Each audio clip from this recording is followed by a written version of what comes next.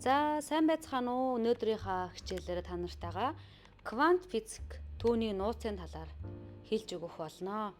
За эхлээд бид нар бодит байдал гэж юу вэ гэдэг талаар эхлээд ярилцъя. За бид нарын та нар маань яг одоо над руу анхаарлаа хандуулан сонсож байна. Энэ бол бодит байдал. Гэвч яг одоо таны харж, сонсож, мэдэрч байгаа бүх зүйл үнэхээр бодит байдал мөн гэж үү?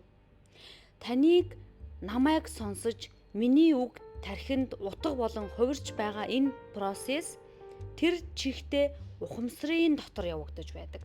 Гэтэл орчлон ертөнцийн хамгийн нарийн төвөгтэй сэдэв бол бодит байдал гэж юу вэ гэдэг асуулт байдаг юм. Хүмүүс олон зуун жилийн турш энэ асуултанд хариултыг хайж ирсэн. Харин квант физик орчлон цагийн шинжлэх ухааны хамгийн нарийн түвшин дээр бидний бодит байдал, ухамсар, долгион, энерги, сүнслэг байдал хоорондоо салшгүй уялдаатай гэдгийг батлахад хүргэж байна. За тэгвэл квант физикийн үндсэн онолуудыг одоо энгийнээр хэлбэлээр тайлбарлах гад үзье. Эхлээд атомын бүтэц ба хоосон орон зай гэдэг талаар ярилцъя. Орчлон ертөнцийн бүх зүйл, таны бие, миний дуу хоолой, дэлхийн ертөнц бүгд атомоос тогтдог.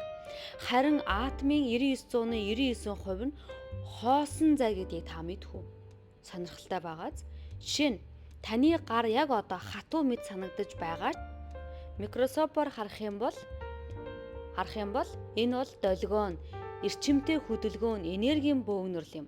Тэгвэл хатуу бодисын мэдрэмж гэдэг зүйл зөвхөн таны тархинд үүссэн мэдрэмж мөн үү гэдэг асуулт гарч ирнэ. Тэгвэл энэ асуултанд квант физикийн хамгийн чухал үндэс болох ажиглалт өөрөө бодит байдлыг бүтээдэг гэсэн санааг гаргаж ирэх юм. Тэгвэл электрон буюу жижиг бөөмийг нэгэн ханан дээр хоёр завсраар шидэж ажиглахад хэрвээ түүнийг ажиглаагүй бол тэр долгион шиг авирлаж олон давтамжтай хээ үлдээдэг. Харин ажиглаж эхэлмэд тэр бөөм болж хувирч тэр цэгт тусдаг. Өөрөөр хэлбэл тухайн электрон яг юу болохоо ажиглалтаас хамаарч шийддэг. Энэ нь ухамсар эсвэл ажиглагч нь бодит байдлыг жинхнээсээ өөрчилдөг болохыг харуулдаг. Квант физик гэдэг зүйл бол материал биш, мэдээлэл, долгион, боломж дээр тогтдог. Квант физик нь маш жижиг хэмжигдэхүүнтэй, жишээлбэл атом электроны түвшинд зан төлөвийг судалдаг. Гэхдээ квант түвшний энэ ойлголт нь зөвхөн жижиг ертөнцид хамаатай биш. Энэ бол таны бодол, мэдрэмж, мэдрхүүн гүн түвшин хүртэл хамаатай ойлголт юм. За тэгвэл дараагийн ойлголт нь атом гэж юу вэ гэж ярив. Орчлонгийн бүх зүйл өөр өөрийн энергийн хэлбэрүүдтэй байдаг. Таны бие триллион атом, тэнцүү атом бүрэн протеин, нейтрон, электрон. Гэтэл атомын 99.99% нь хоосон зай. Тэгвэл бодит материал гэж төсөөлдөг зүйл үнэндээ оршихуй байдаг. Энэ нь зөвхөн харьцангуй энергийн бөөгнөрл байдаг. За тэгвэл бид нар долгион ба бөөм гэдгийг одоо авч үзье. Хамгийн анхаарал татах онол бол энерги нь заримдаа долгион шиг, заримдаа бөөм шиг авиралдаг. За түрүүний хэлсэнчлэн хэрвээ ажиглагч байхгүй бол долгион шиг тархан боломжит байдал хэвээр оршдог. Хэрвээ ажиглах юм бол түрүүн хэлсэн бөөм шиг болж тодорхой нэг байршилд илэрдэг. Квант физик бидэнд зөвхөн бүтэц төдийгүй ухамсар гэдэг зүйл ямар хүчтэй болохыг харуулдаг. Жишээлбэл хүний бодол, тэнцүү, энергийн хэлбэлцэл. Бидний бодол, мэдрэмж, итгэл үнэмшил маань бүгд цахилгаан химийн дохио байдаг. Энэ бол энерги. Энерги бол долгион. Долгион бол биднэрт мэдээллийг өгж байдаг. За тэгвэл бид нарын тархинд 4 төрлийн долгион байгаа. Дельта, тета, альфа, бета гэсэн долгионууд байгаа. 5 ч байгаа. За бидний тарих өөр долгион ялгаруулдаг. За бид нар ихэвчлэн ховсын үеэр, бясалгалын үеэр дельта болон альфа төвшин буюу тайвширсан гүн нойрны хэлбэртэй байж ч бид нар ховсын хэмжээлгээнд ордог. Харин бид нар сэрүүн байхдаа, идэвхтэй байхдаа бид нар бета төлөвдөр байдаг бахнэ. Квант физикт уялдаа холбоо гэдэг ойлголт бол хамгийн нууцлаг сэтгэл хөдлөм ойлголтуудын нэг байдаг. Энэ нь хоёр бөөм Хол байлаач нэг нь өөрчлөгдвөл нөгөө нь агшин зур дагдаг гэсэн утгатай. Жишээ нь хэрвээ 2 электрон уялдаатай байгаад түүнийг 1000 жилийн зайд байршуулсан ч нэгнийх нь спин өөрчлөгдвөл нөгөө нь тэр агшинд өөрчлөгдөнө. Ямар ч мэдээлэл дамжуулах хоцрогдолгүйгээр. Энэ нь орчлон бүхэлд нь нэгэн энергийн мэдээллийн нэгдэл болохыг баталж байгаа. Таны бүх бодол, сэтгэл хөдлөл, мэдрэмж зөвхөн таны дотор биш, таныг тойрсон бүх талбарт нөлөөлдөг. Ийм учраас бид бүгдээрээ хоорондоо холбогдсон байдаг. Квант ертөнцид ажиглагч нь системийн өөрчлөлтөд шууд нөлөөлдөг. Ажиглагч байхгүй үед бөөм нь зөвхөн боломжит байдлаар оршдог. Ажиглах үед яг нэг байрлалд илэрнэ. Энэ нь таны анхаарал юуг ширтэн тэр зүйл бодит болно. Юунд анхаарал өгнө, энерги өгнө, тэр зүйл томорно гэж бид нар ярьдаг тий.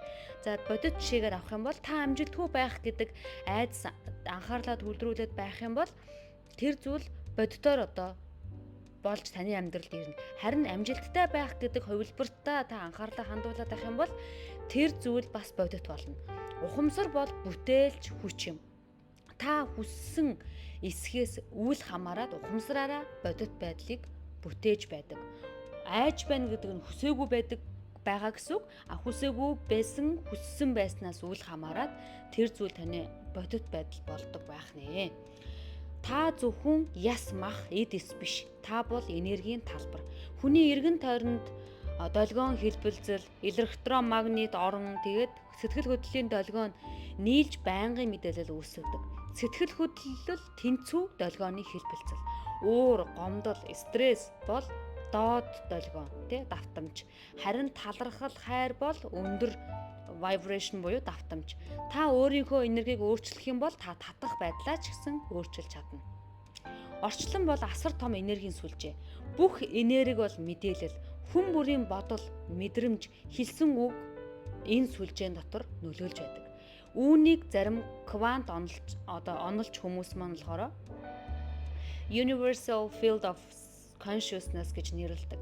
Та ганцаараа тусгаар оршихгүй. Таны дотоод байдал, гэр бүлд, нийгэмд, дэлхийд долгион үүсгэн. Иймээс хүн бүр дотоод энерги цэвэр байлгах нь нийгмийн нөлөө болдог.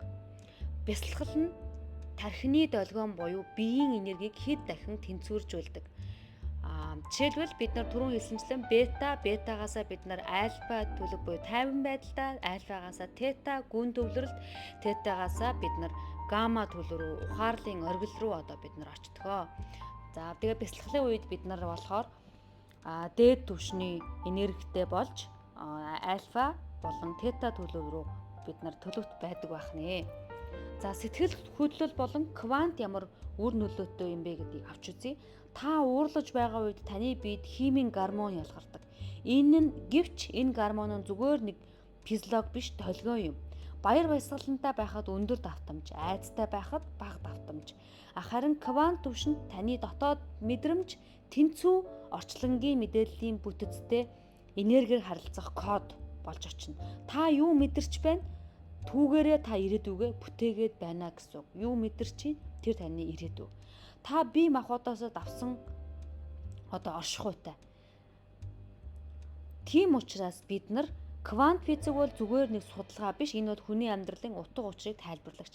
Тийм учраас таны хийх ёстой 3 зүйл бол ухамсараа цэвэр байлгах, анхаарлаа юун дээр төвлөрүүлж байгаагаа ажиглах, анхаарлаа зөв юмд төвлөрүүлж буюу зөв юмд ухамсарын түвшинд энерги өгч сурах. 3 дугаарт нь өндөр давтамжтай бодол, сэтгэл хөдлөлд байнга орших. Энэ 3 зүйлийг хийх хэрэгтэй. Учир нь таны анхаарлын цэг тэнцүү, таны бодит байдал. Тэгэхээр квант физик бидэнд дараах зүйлийг хэлдэг. Орчлон бол боломж. Бидний ухамсар бол сонгогч. Бидний мэдрэмж бол бодит байдал. Бидний анхаарал бол бүхнийг бүтээгч хүчээ гэсэн зүйлийг биднэрт өгч байдаг. Бидний ухамсар, анхаарлын төв хаана байна? Тэрэл орон зайд долгион бөөм болж хувирдаг буюу боломжит байдал, бодит байдал болж хувирдаг байна. Тиймээс альва зүйлийг ажиглах, түүнд анхаарлаа төвлөрүүлэх гэдэг нь зүгээр л нэг энгийн үйлдэл биш байх нь. Энэ бол орчлонгийн мэдээллийн долгионыг ил гаргаж тэрхүү боломжийг сонгох тийм үйл явц юм аа. Одоо тэгвэл эндээсээ law of attraction буюу таталцлын хууль гэдэг одоо сэдв рүү оръё. Хүмүүс энийг хуулийг зөвхөн сэтгэлгээний одоо хялбар хандлагаар ойлгох гээд байдаг. Жишээлбэл бидний тарих зүрх бүгд энерги ялгаруулдаг. Бидний бодол мэдрэмж бүр өөр өөрийн гэсэн давтамжтай, энергитэй. Та айдас мэдрэхэд таны тарих одоо кортизон буюу болон адреналин гэдэг стрессийн гормоныг ялгаруулна. Энэ нь таны биеийн энергийн хэлбэлцдийг доош татна. Харин хайр, талархал мэдрэх нь танд одоо серотонин, окситонин ялгарч таны давтамж нэмэгддэг. Квант физикт бол like attracts like буюу ижил додлогоо нь ижлийг татдаг. Энэ бол үндсэн хууль. Харин яг радио хүлээн авахч шиг л ажилдаг гэсэн. Ямар давтамжаар та өөрийгөө тохируулж байна, тэр давтамжтай мэдээлэл тань руу ирнэ. Хэрэв таны дотоод ертөнц айдас, гомдол, сэтгэл готрол байвал орчлон тэр давтамжинд таарсан туршлага, хүн, үйл явдлыг татаж эхэлдэг. Харин та уучлал, талархал, итгэлд төвлөрөх үед таны энерги өөрчлөгдөж илүү гэрэлтэй хувилбарууд гарч ирнэ. Гэхдээ энэ нь зүгээр нэг төсөөлөд л болцдог зүйл биш. Учир нь бодол ганцаараа хүчгүй, харин мэдрэмжээр цэнэглэгдээгүй л бол. Тэгэхээр бодол бол цахилгаан гүйдэл, мэдрэмж, соронзон талбай. Хоёулаа нийлж байж электромагнит энерги буюу квант түвшний мэдээлэл болж орчлон ертөнц рүү илгээгдэнэ.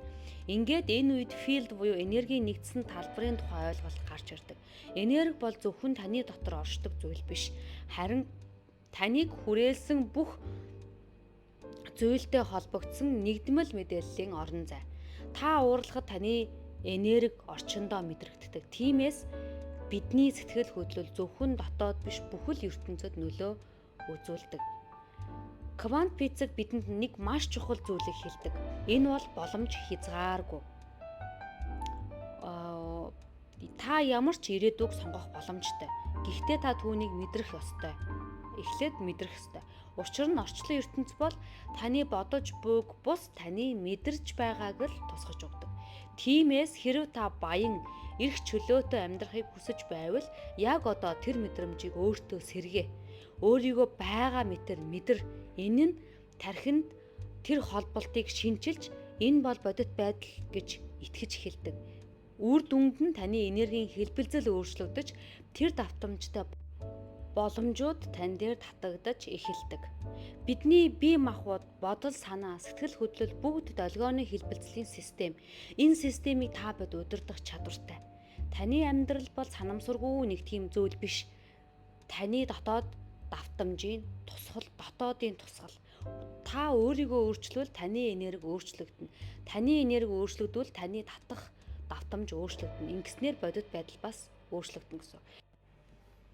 Бидний олонх нь бага наснда хайр дутагдаж, загнуулж, шийтгүүлж, айдас, хаягдах мэдрэмжийг авч, үйлдэл огдож, сэтгэл зүйн хүчирхийлэлд өртөж, эсвэл хайртай хүнээ алдах зэрэг мэдрэмжүүдийг туулсан байдаг.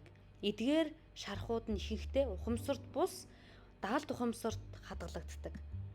Тэгээд ийм учраас бид мартсан юм шиг санагддаг хэрнээ яг үнэндээ одоо итгэлзэлд асуудалтай байх, юмд итгэхгүй байх, өөрийгөө үнэлэхгүй байх, үргэлж өөрийгөө буруутгах, харилцаанд ямар нэгэн асуудал үүсгэх зэрэг нь насанд хүрсэн үед олон одоо ийм хэлбэрээр давтагдаж таны амьдрал илэрдэг байна. Тэгэхээр бага насны шарах бол тэр үедээ цаг хугацаанд дуусаад одоо намждсан зүйл биш. Энэ нь насанд хүрсэн хойно ч гэсэн өөр хэлбэрээр бидний амьдрал дээр гарч ирж л байдаг байна. Одоо өөрөөр хэлэх юм бол муу нөлөөгөө үзүүлж л байдаг гэсэн. За тийм учраас энэ бага насны шарах травмаг арилгадаг ховсын эмчилгээ буюу хипнотерапи гэж байдаг. Энэ нь тархины альфа болон тета давтамжинд орж даалд ухамсар руу нэвтрэх арга байдаг. Даалд ухамсар руу нэвтрээд даалд ухамсарт байгаа тэр гэмтлүүдийг одоо эмчлэх зорилготой ийм эмчилгээ байгаа. Хүний 95%-ийг удирдах байгаа тэр даалд ухамсарт байгаа итгэл, үнэмшил, мэдрэмж дадлуудыг арилгадаг ийм эмчилгээ юм аа. Ховсын эмчилгээний үед бүрэн ухаантай байна. Гэхдээ маш гүн тайвширсан хэлбэртэй байдаг. Өөрөөр хэлэх юм бол хүний хамгааллын нөгөө фильтр байхгүй болж таны тархины тета долгион идэвхжиж энэ үед бүх мэдрэмжүүд, авсан гэмтлүүд дээшээгээ гарч ирж идэвхжиж гарч ирдэг. За тийм учраас биднэрт бага насны шарах гэмтлийг ховсын аргаар тэр дотроо регрессион буюу ухрах маягаар очиж тэр буцаж тэр шархан дээр нь очиж тэр үед авсан мэдрэмжүүдийг дахин мэдүүлэх замаар сэдрээж улмаар түүнийг эмчилдэг. Жишээлбэл та 6 наснда аавдаа загнуулж чи хэрэггүй хүүхэд гэж хэлүүлсэн байж болно. Тэр үед өөрийгөө хаягдсан мэт мэдэрсэн гэж бодъё. Энэ үед та 6 насны дээр очиод бодит мэдрэмжээ дахин хүлээн зөвшөөрнө. Тэгээд айдас тэр үед олж авсан уйтгар, гуниг, гомдлоо суллаж тавьж явуулна. Ингээд ховсын дараа та өөрийгөө тэрвэрж, ойлгож, хайрлах дасгалуудыг хийн.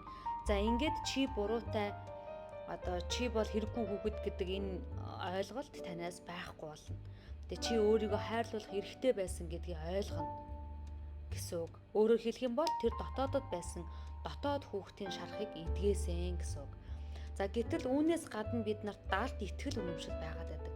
Би хангалтгүй, намайг хинч хайрлахгүй, би бол сул дорой гэх мэтчлэн итгэл үнэмшлүүдийг бас сольж өгдөг ховсын эмчилгээгээр. Ингэснээрээ та даалт хомсорд өөрийгөө хайрладаг, өөртөө итгэлтэй, хүлээн зөвшөөрөгдсөн мэдрэмжүүдийг сэрээж эхэлнэ. Эдгээр мэдрэмжүүд та биднэрт бүгдээрэнд нь байгаа. Харин нөгөө мэдрэхгүй, хэрэглэхгүй байсаар байгаа зарим нэг нь зүгээр л байж идэг, ажиллагаагүй болцсон байдаг гэсэн үг. Харин түүнийг бид нар ховсын дараа ажилуулж танд тэр мэдрэмжийг дахин мэдрэх боломжийг өгнө гэсэн. Тэгээ ховсын эмчилгээний дараа та өөрийгөө маш гоёор үнэлж эхэлнэ. Харилцаандаа шинэ хандлагатай болж эхэлнэ. Өөртөө итгэлтэй, айдас байхгүй, гомдол байхгүй, маш гоё эрх чөлөөтэй орчлон ертөнцийг харах өөр нэг нүд бол нээгднэ. За тэгээд ховс бол ер нь ухамсарт нэвтрэх төлхүүр. Тэгэхээр бага насны шарах бол таны хаалт биш, та өөрийгөө бүрэн харах арга зам байсан. Харин одоо та үүнийг таны амьдрал цөрөг нөлөө үзүүлэхийг нь зогсоож ховсын эмчилгээнд орж өөрийгөө эмчилснээр ирээдүгээ аврах боломжтой. Ховсын эмчилгээ бол зөвхөн өнгөрсний төлөө биш. Энэ бол аз жаргалтай амьдрах сайн сайхан ирээдүйн төлөө хийгддэг эмчилгээ. Ирээдүйн төлөө өнгөрсөнд авсан мэдрэмжүүдийг, өнгөрсөнд авсан таагүй дурсамжуудыг арилгаж тэднийг өөрчилдөг ийм эмчилгээ байгаа. Түүнээс биш зарим хүмүүс маань хэлдэг өнгөрсөн зүйл өнгөрсөн штэ, тэгэл тэрийг мартаач те, тавьж явуулаач те. Өнгөрсөн зүйлээ чи 1000 бодоод эргээд ирэхгүй гэж хэлдэг.